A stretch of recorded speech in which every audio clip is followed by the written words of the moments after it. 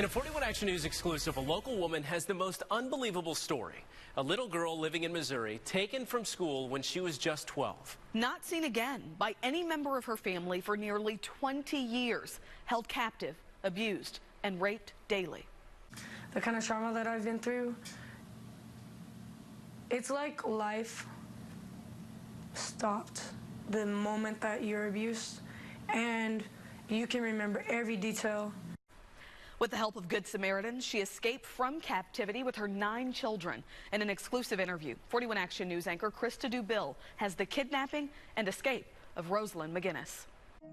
Rosalynn McGinnis was a happy little girl. I wanted to grow up, I wanted to be a veterinarian, and I wanted to teach violin. Living in Springfield, Missouri, in a home near a park, McGinnis says her stepfather, Henri Piet, first molested her just days after her 10th birthday. It's like life stopped the moment that you're abused, and you can remember every detail. It's hard to explain to someone that hasn't been through that, but it's just like imprinted in your mind. McGinnis says the sexual abuse happened regularly and that her mother knew. Did she know about the abuse? Yes, she did. My mom knew about the abuse. Did she know the extent of it? Yes, she did. So she knew he was having sex with you? Yes.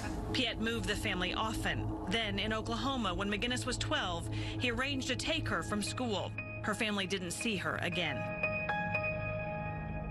41 Action News obtained the police report from 1997 stating she was last seen getting into a small gray pickup.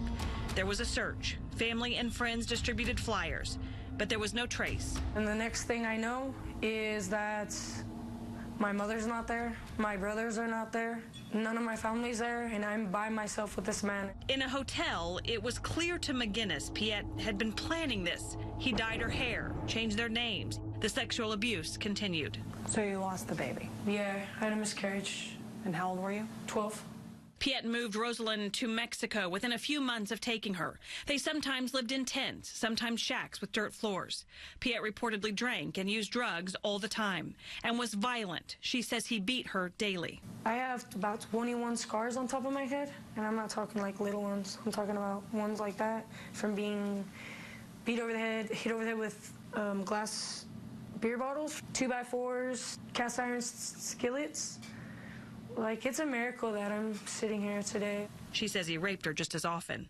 Her first baby at age 15, then another, and another. 9 babies in all.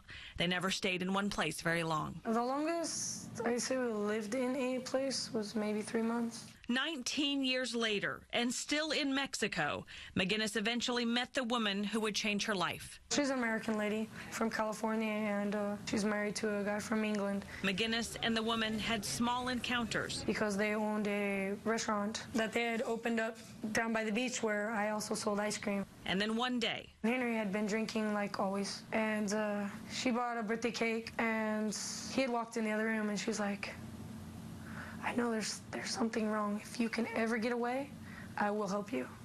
The woman's words gave her strength. A month later, while Piet was passed out, she gathered the kids. I kind of told them, you know, put your stuff together. So I was like... Were you having to be really quiet and whisper to them? So if you tell me... I told them, I'll be quiet. She went to the couple. I went to her house where she lived. I knew where she lived, and I knocked on her door. And then what? And as soon as she saw me with the kids, she knew. Yeah, those extra bags. The woman's name is Lisa. Her husband is Ian.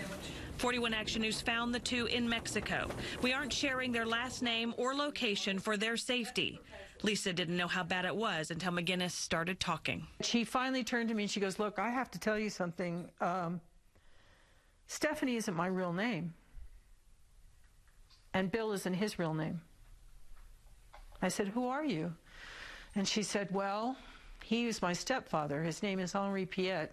My real name is Rosalynn McGinnis. And he molested me starting at 10. And he stole me from school when I was 12. And I went, oh my God.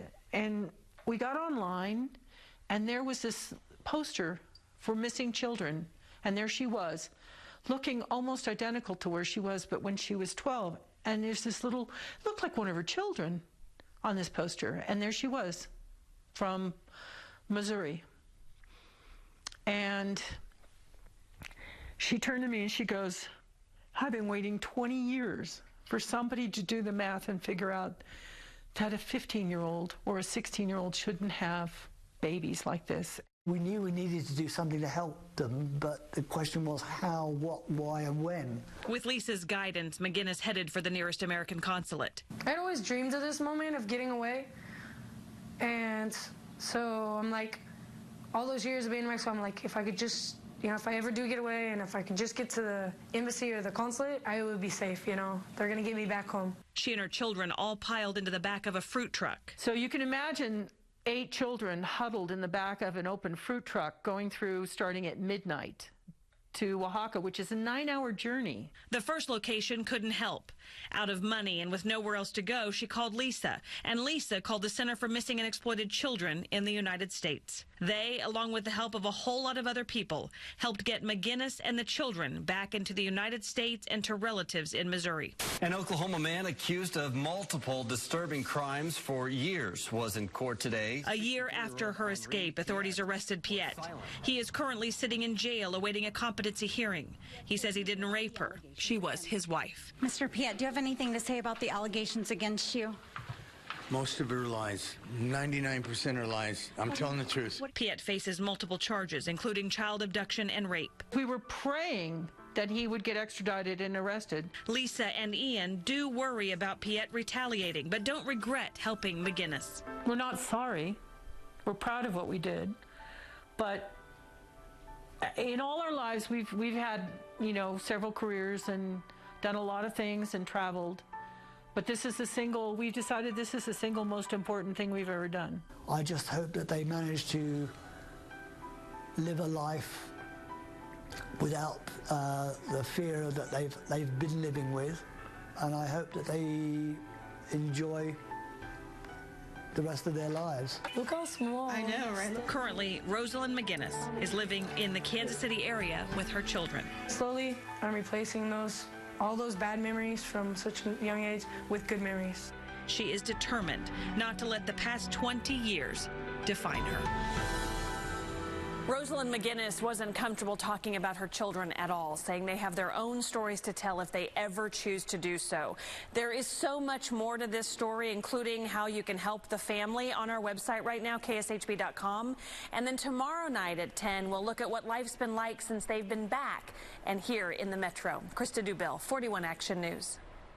For more on Rosalynn's life in captivity and life since her freedom, head to our website. We've got the full story at KSHB.com.